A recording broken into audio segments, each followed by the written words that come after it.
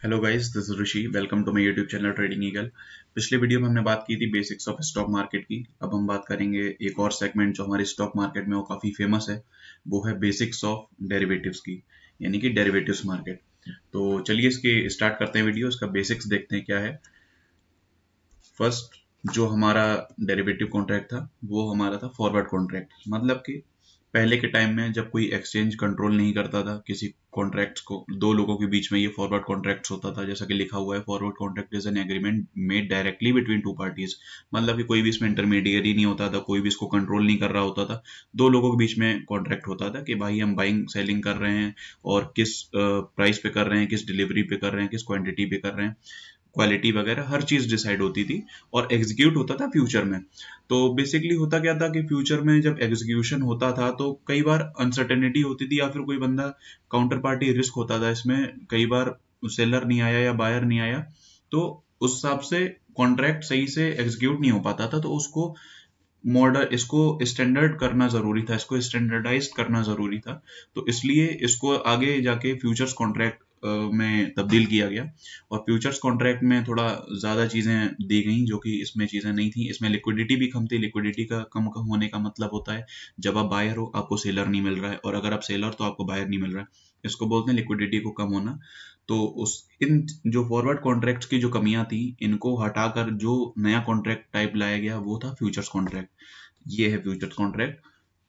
Futures contract were introduced to overcome the limitations of forwards. मतलब कि forwards contract की जो कमियां थी जिसकी वजह से लोगों को इश्यूज होते थे, उस इश्यूज को सॉल्व करने के लिए फ्यूचर्स कॉन्ट्रैक्ट लाया गया। और इसमें फ्रॉड ना हो इसलिए इसको सीधे एक्सचेंज ही अपने तरफ से, एक्सचेंज ने इसको ऑर्गेनाइज किया। और अभी इसको मार्केट के ऊपर सब देखते भी रहते हैं, तो काफ़ी एक स्टैंडर्डाइज्ड है। और जो हमारा फॉरवर्ड कॉन्ट्रैक्ट था वो कस्टमाइज था, मतलब कि लोग अपने ही टर्म्स एंड कंडीशंस पे कॉन्ट्रैक्ट कर लेते थे।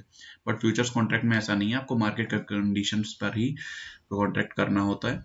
और टर्म्स एंड कंडीशंस पहले से ही डिसाइडेड होते हैं, रूल्स भी डिसाइडेड होते हैं, आप कुछ भी उसमें चेंज नहीं कर सकते। और काउंटर पार्टी रिस्क खत्म हो जाता है क्योंकि मार्केट आपको इतनी लिक्विडिटी दे देता है।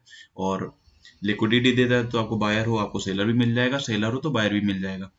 और काउंटर पार्टी रिस्क भी खत्म हो जाते हैं क्योंकि आप अगर आप कॉन्ट्रैक्ट में हो तो जाहिर सी बात है फिर एक्सचेंज गारंटी करता है उस चीज़ की कि आपका कॉन्ट्रैक्ट एग्जीक्यूट हो जाएगा। अब बात करते हैं ऑप्शंस कॉन्ट्रैक्ट की, जो कि बहुत फेमस है बिगिनर्स में, इसमें बहुत ट्रेड करते हैं लोग। Options contract is a contract that gives the holder of the option the right but not an obligation. मतलब कि जो होल्डर है ऑप्शन का उसको एक राइट होता है कि वो खरीद सकता है कोई भी अंडरलाइंग असेट कोई भी स्टेटेड डेट पे या प्राइस पे। और इसको जब जो लॉन्ग पोजीशन बनाता है मार्केट में, यानी कि ऊपर की तरफ जो पोजीशन बनाता है उसको बायर बोला जाता है, या फिर उसको होल्डर भी कह सकते हो आप। और जो मार्केट में नीचे की तरफ पोजीशन बनाता है उसको हम कहते हैं शॉर्ट पोजीशन, उसको सेलर भी कहते हैं या फिर writer of the option, right. तो देखते हैं ऑप्शंस बेसिकली दो तरीके के होते हैं। जैसे कि अभी हमने बात की, जो मार्केट में ऊपर की तरफ जिसका ये नजरिया है मार्केट में तेजी आएगी, मार्केट बुलिश होगा, तो उस वो जो उसका उसको हम लोग कहते हैं buyer, buyer of the option, या उसको हम कहते हैं कॉल ऑप्शंस। अगर आपने ऊपर की तरफ ट्रेड लिया तो आपको कहा जाएगा कि आपने कॉल ऑप्शंस में ट्रेड किया है।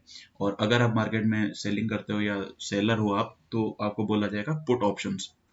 तो बेसिकली दो तरीके के ऑप्शन होते हैं। ऊपर की तरफ जो जो मार्केट में बुलिश है वो कॉल है, कॉल ऑप्शन है। जो बियरिश है वो पुट ऑप्शन है। नेक्स्ट बात करते हैं टाइप्स ऑफ डेरिवेटिव्स की। बेसिकली 5 तरीके के डेरिवेटिव्स होते हैं, जिनमें कि पहले 2 तरीके के डेरिवेटिव्स सबसे ज्यादा हमारे कंट्री में यूज होता है। फर्स्ट डेरिवेटिव होता है हमारा स्टॉक डेरिवेटिव्स, जिसमें किसी भी स्टॉक जो भी एक्सचेंज की तरफ से लिस्ट है फ्यूचर्स में और ऑप्शंस में, उनमें आप ट्रेड कर सकते हो।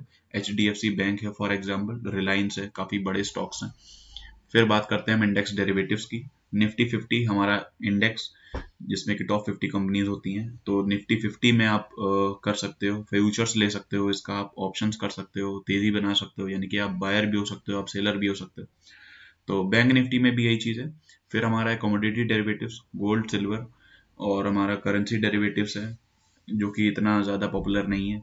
फिर है हमारा 5 क्रिप्टो डेरिवेटिव्स। तो बेसिकली फर्स्ट स्टॉक डेरिवेटिव्स और इंडेक्स डेरिवेटिव्स में हमारे यहाँ ज़्यादा ट्रेड होता है। अब बात करते हैं स्टॉक डेरिवेटिव्स और इंडेक्स डेरिवेटिव्स की, तो बात कर ली, बट इनके अंदर किस किस में ट्रेड कर सकते हैं। स्टॉक डेरिवेटिव्स में इंडेक्स फ्यूचर्स भी है अलाउड और इंडेक्स ऑप्शंस भी है अलाउड। स्टॉक डेरिवेटिव्स में स्टॉक फ्यूचर्स भी कर सकते हैं, स्टॉक ऑप्शंस भी कर सकते हैं। सो बेसिकली ये था आज का वीडियो। एक मैंने आपको ओवरव्यू देने की कोशिश की है कि इंडियन डेरिवेटिव्स मार्केट में क्या क्या चीज़ें हैं और बेसिकली क्या होता है ऑप्शंस, फ्यूचर्स एंड फॉरवर्ड, और क्या काउंटर पार्टी रिस्क होता है, क्या आपका लिक्विडिटी होता है। तो अगर वीडियो अच्छी लगी हो तो लाइक करिएगा, शेयर करिएगा, कमेंट करिएगा और सब्सक्राइब जरूर कर दीजिएगा चैनल को, क्योंकि इसके ऊपर आगे मैं और डेरिवेटिव्स पे सीरीज बनाऊंगा ताकि लोगों का कंफ्यूजन दूर हो। वो डायरेक्ट ट्रेड करने आ जाते हैं मार्केट में बट उनका बेसिक्स नहीं मालूम होता। सो इसलिए अगर आपको वीडियो पसंद करी हो तो प्लीज़ लाइक कर दीजिएगा। Thank you so much.